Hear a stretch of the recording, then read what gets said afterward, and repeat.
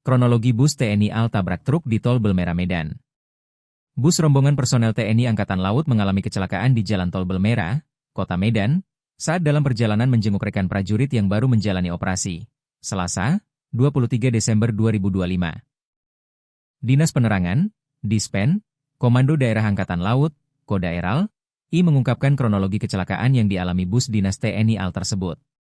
Mayor Geren Kembaren dari Dispen Kodaeral I menjelaskan, rombongan anggota Kapal Perang Republik Indonesia, KRI, Dr. Suharso berjumlah 24 orang berangkat dari dermaga 104 Belawan sekitar pukul 11.30 waktu Indonesia Barat.